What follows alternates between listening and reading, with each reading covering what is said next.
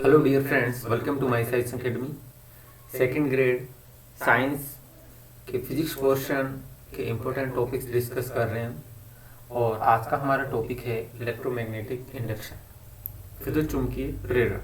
तो विद्युत चुम्बकीय प्रेरण में प्रीवियस ईयर में किस टाइप के क्वेश्चन पूछे गए हैं और कौन कौन से क्वेश्चन संभावित हैं, डिस्कस कर लेते हैं। देखिए, विद्युत चुम्बकीय प्रेरण के एग्जाम्पल हम लेना चाहें तो दे सकते हैं, जैसे विद्युत गिटार है, जनरेटर है, इंडक्शन स्टोव है। अब दाहिने हाथ से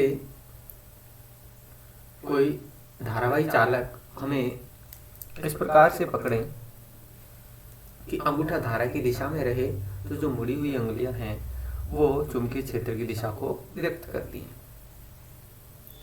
दक्षिणावर्ती पेच नियम क्या कहता है कि जो पेच के जो घुमाने की दिशा है वो चुंबकीय क्षेत्र को व्यक्त करती है। फ्लेमिंग के बाएं हाथ का नियम ये क्या कहता है कि बाएं हाथ का अंगूठा, तर्जनी और मध्यमा तीनों लंबवत इस प्रकार से रहें कि अंगूठा बल को, तर्जनी चुंबकीय क्षेत्र को व्यक्त करें, तो जो हमारी उंगलियां हैं वो धारा की दिशा को व्यक्त करती हैं। तो फ्लेमिंग के बाएं हाथ का नियम वास्तविक धारा के लिए है, इसे हम याद रख सकते हैं FBI। धारावाही चालक का जो वेग है या फिर प्रेरित धारा की दिशा के लिए फ्लेमिंग के दाएं हाथ का नियम होता है। उसमें क्या होता है कि यदि अंगूठा धारावाही चालक के वेग को, तर्जनी चुंबकीय क्षेत्र को तथा जो उंगलियां हैं यानी कि मध्यमा है वो प्रेरित धारा की दिशा को व्यक्त कर सकती है, यानी कि इसे हम VBI से याद रख सकते हैं। दाएं हाथ की हथेली का नियम क्या कहता है कि जो अंगूठा धारा की दिशा में तथा उंगलियां चुंबकीय क्षेत्र की दिशा में हो, तो जो थप्पड़ मारने की दिशा है वो बल को व्यक्त करती है। चुंबकीय फ्लक्स phi का ऐसा ही मात्रक होता है वेबर, तथा सीजीएस पद्धति में इसका मात्रक होता है मैक्सवेल। और एक वेबर में 10⁸ मैक्सवेल होते हैं और एक टेस्ला में 10⁴ गाउस होते हैं। तो देखिए, चुंबकीय क्षेत्र भी क्या होता है, फाई को वेबर में मापा जाता है, क्षेत्रफल मीटर स्क्वायर में, और ये होता है टेस्ला के इक्वल। ऐसे ही सीजीएस पद्धति में ये होता है मैक्सवेल अपॉन में सेंटीमीटर स्क्वायर, यानी कि गॉस के इक्वल होता है। कोई अर्धगोलाकार वस्तु है, उसको समरूप विद्युत क्षेत्र में रखें तो वक्राकार सतह से जो संबद्ध फ्लक्स कितना होता है, जो किसी भी जो वस्तु है उससे संबंध जो कुल फ्लक्स की हम बात करें तो वो 0 होगा। तो यहाँ से आ जाता है, क्योंकि वृत्ताकार सतह है तो इसके लिए हो जाएगा जो क्षेत्रफल 4πr², यानी कि E/S, और जो एंगल होगा इसमें तो उसके लिए मान हो जाएगा इसका 1, तो इसलिए E/S, तो S की वैल्यू 4πr², तो E/4πr²।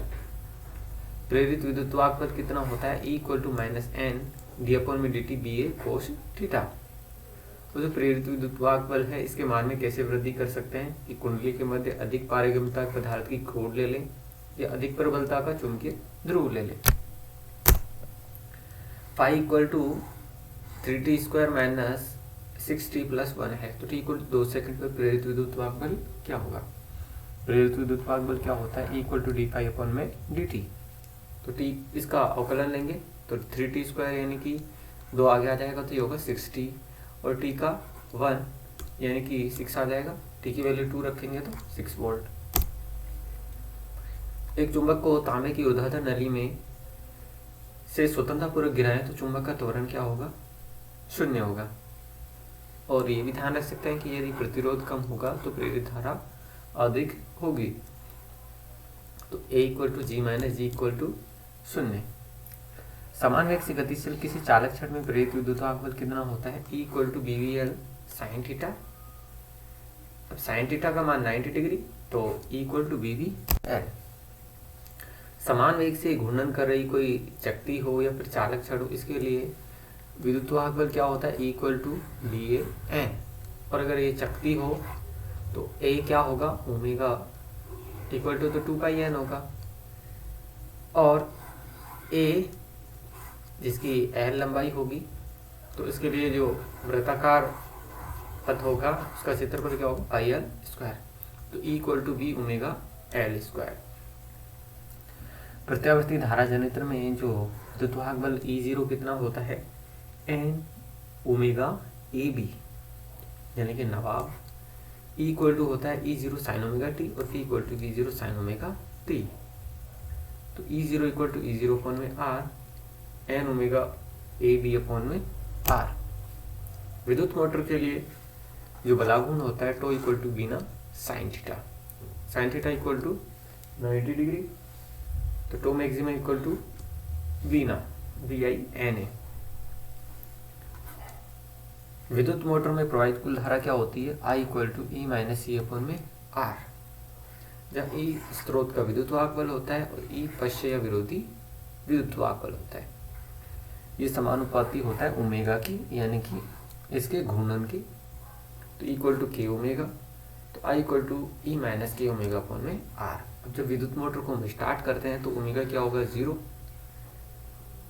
और विरोधी या पश्च विरोधी जो बल है वो भी क्या होगा? 0। तो इस कंडीशन में जो विद्युत मोटर में अधिकतम धारा संचरित होती है। बिजली चले जाने पर या विद्युत मोटर को बंद करने पर एल्यूमिनियम कितना होता है? माइनस, ये तो होगा 0 प्रेरित विद्युत बल, तो माइनस E अपॉन में R equal to minus K omega upon में R। एक आदर्श प्रेरकत्व का स्व प्रेरकत्व अधिक होता है तो उसका प्रतिरोध 0 होता है, यानी कि प्रेरकत्व बढ़ाएंगे तो उसका प्रतिरोध क्या होगा? घटेगा। किसी एमीटर की प्रास को n गुणा बढ़ाने के लिए शंट प्रतिरोध कितना चाहिए? S equal to G upon में n माइनस 1। जब वोल्टमीटर की प्रास को n गुणा बढ़ाने के लिए आवश्यक शंट प्रतिरोध कितना होता है? R equal to n plus 1 into G। Lens का नियम क्या कहता है कि कुंडली और चुंबक के मध्य यदि आपेक्षिक गति होती है तो चुंबकीय फ्लक्स में क्या करती है? ये परिवर्तन करती है। ये ऊर्जा संरक्षण के नियम को व्यक्त करती है। स्वप्रेरकत्व L वाली दो सरसम कुंडलियां अगर श्रेणी क्रम में जोड़ी गई हैं और उन्हें इस प्रकार रखा गया है कि एक में लपेटों की संख्या एक दूसरे के विपरीत है, यानी कि एक में यदि इस तरह से तार लपेटे गए हैं तो दूसरे में इस तरह से, तो ये एक दूसरे के जो स्वप्रेरकत्व है उसको क्या कर देंगे? निरस्त। तो परिणामी क्या हो जाएगा? 0 हो जाएगा। दो शुद्ध प्रेरकत्व जिनमें प्रत्येक का स्वप्रेरकत्व L है और अगर यदि समांतर क्रम में जुड़े हैं किंतु एक दूसरे से काफी दूर हैं तो इनका परिणामी स्वप्रेरकत्व कितना होगा? L/2 होगा। किसी परिनालिका की लंबाई L है और अनुप्रस्थ काट क्षेत्रफल A है, तो N फेरों की इस परिनालिका का स्वप्रेरकत्व कितना होगा? तो ये होता है μ0 n स्क्वायर A/L। ये फिक्स फॉर्मूला है। सेकंड ग्रेड 2011 में पूछा गया है क्वेश्चन कि एक प्रेरक कुंडली का अन्य प्रेरकत्व यानी कि M इक्वल टू 4H है। यदि प्राथमिक कुंडली में धारा 10⁻³ सेकंड से 5 एम्पियर में 0 हो जाती है तो द्वितीय कुंडली में प्रेरित विद्युत बल का मान होगा। तो इक्वल टू क्या होता है? -M dIP अपॉन में dt। तो यहाँ से हम dI अपॉन में dt ज्ञात कर लेते हैं। देखो I कितना है? 5 एम्पियर से 0 होती है, यानी कि 5 - 0, और t कितना है? 10⁻³ सेकंड। तो यह कितना आ गया? 5000। और इस वैल्यू को यहाँ पुट कर देते हैं और अन्य प्रेरक तो हमारा कितना है? 4। तो ये कितना आ जाएगा? 20,000 वोल्ट। ऐसा ही एक क्वेश्चन आया 2011 में कि 100 माइक्रो हेनरी की प्रेरक कुंडली तथा 10⁻² माइक्रो फैराड के संधारित्र को संयोजित कर एक परिपथ बनाया जाता है जिसका अनुनाद पर विशेषता गुणांक Q 100 है। तो परिपथ में प्रतिरोध का मान क्या होगा? देखिए अनुनाद की आवृत्ति ओमेगा आर कितनी होती है? 1/√LC। तो L और C की वैल्यू यदि हम पुट करते हैं तो ओमेगा आर आता है हमारे पास 1/10⁻⁶। एल हमारे पास ये है, सी दे रखा है ये रहा, और क्यू विशेषता गुणांक जो हमारा 100 है। तो इसको हम पुट करते हैं तो आर का मान इस फॉर्मूले में 1 ओम आ जाता है। नेक्स्ट देखिए, जब 0.05 सेकंड में धारा का मान +2 एम्पियर से -2 एम्पियर बदलता है तो कुंडली में 8 वोल्ट का विद्युत वाहक बल प्रेरित होता है। तो कुंडली का स्वयं प्रेरकत्व गुणांक होगा। तो देखिए dt कितना है 0.05 सेकंड, di कितना है 2 से -2 के बीच में ये बदल रहा है।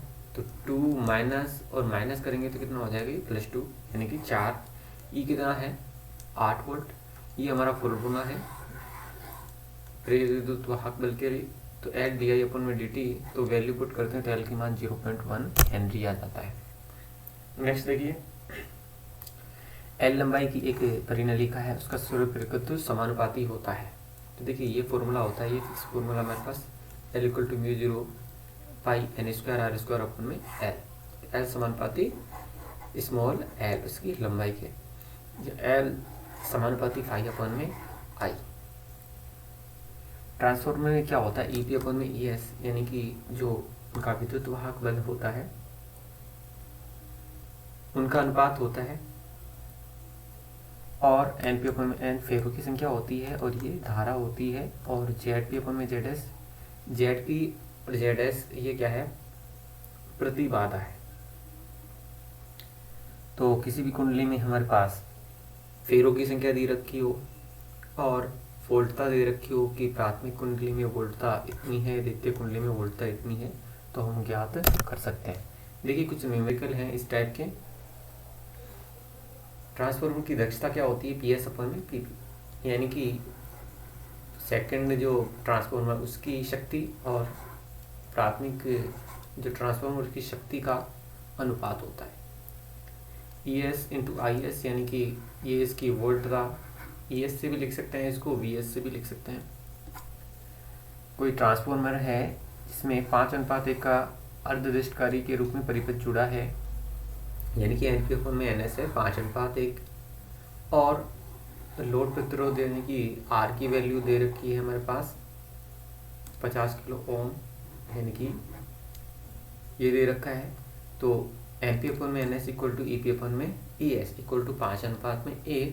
EP का मान 220 वोल्ट दे रखा है, यानी कि जो प्राथमिक कुंडली है इसकी उसमें वोल्टता कितनी है 220, और ई सेकंड ज्ञात करनी है, तो ये आ जाती है 44 वोल्ट। और IDC क्या होती है I0/π, तो ये वैल्यू रखने पे हमारे पास ये आ जाता है। नेक्स्ट देखिए, एक अपचायक ट्रांसफार्मर है, यानी कि जो प्राथमिक है इसमें जो यानी कि निवेश किया है 2400 वोल्ट है, और निर्गत में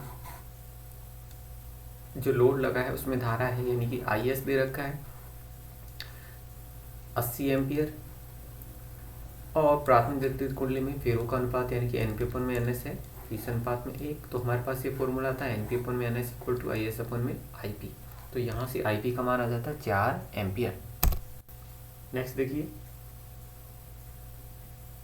एक ट्रांसफार्मर की प्राथमिक कुंडली में 200 फेरे हैं, और इसमें यानी कि NP का मान दे रखा है, और 0.5 धारा 1 किलोवाट की शक्ति का निवेश किया गया है, यानी कि जो प्राथमिक कुंडली में धारा IP है 0.5 और शक्ति है इसकी 1 किलोवाट, तब द्वितीय कुंडली के सिरों पर 200 वोल्ट विद्युत वाहक बल प्राप्त होता है, यानी कि ES है 200 वोल्ट। तो शक्ति क्या होती है वोल्टता इंटू धारा। तो प्राथमिक परिपथ के लिए PP = IP × EP। तो EP का मान ज्ञात करते हैं, यहाँ से आता है 2000 वोल्ट। ये हमारे पास फॉर्मूला था कि NP/NS = EP/ES। तो यहाँ से NS का मान आ जाता है 20 फेरे। Thanks for watching the video.